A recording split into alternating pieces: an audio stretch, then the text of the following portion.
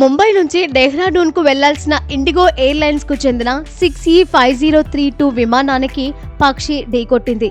ఈ ఘటన నవంబర్ 23, 2025 ఆదివారం సాయంత్రం 6:45 ప్రాంతంలో జరిగింది. ముంబై నుంచి బయలుదేరిన ఈ విమానం ఉత్తరాఖండ్లోని డెహ్రాడూన్ సమీపంలో ఉన్న జాలీ గ్రాంట్ విమానాశ్రయం రన్వేపై ల్యాండింగ్ అయిన కొద్దిసేపటికే పక్షి ఢీకొట్టింది. సాధారణంగా మార్గ మధ్యంలో పక్షి ఢీకొట్టే ప్రమాదాలు జరిగే సందర్భాలుంటాయి. కానీ ఈ సంఘటన ల్యాండింగ్ ప్రక్రియ సమయంలో జరగడం గమనార్హం. ఈ విమానం ఇండిగో సంస్థకు చెందిన ఎయిర్బస్ A320 రకానికి చెందింది. ప్రమాదం జరిగిన సమయంలో విమానంలో మొత్తం 186 మంది ప్రయాణికులు మరియు సిబ్బంది ఉన్నారు.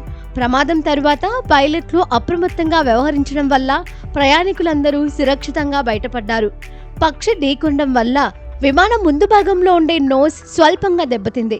ల్యాండింగ్ తర్వాత నిర్వహించిన తనిఖీల్లో ఇంజనీర్లు విమానం ముందు భాగంలో నష్టాన్ని గుర్తించారు. అయితే రన్వే మరియు విమానాశ్రయ పరిసరాలను తనిఖీ చేసిన సంఘటనకు కారణమైన పక్షి ఆనవాళ్లు లేదా శరీర భాగాలు లభించలేదు.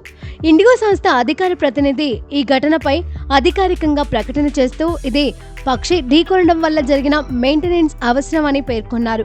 ప్రయాణికులకు ఎలాంటి అసౌకర్యం కలగకుండా ఇండిగో సంస్థ తక్షణమే ప్రత్యామ్నాయంగా మరో విమానాన్ని ఏర్పాటు చేసి ఆ సర్వీస్ను పునరుద్ధరించింది.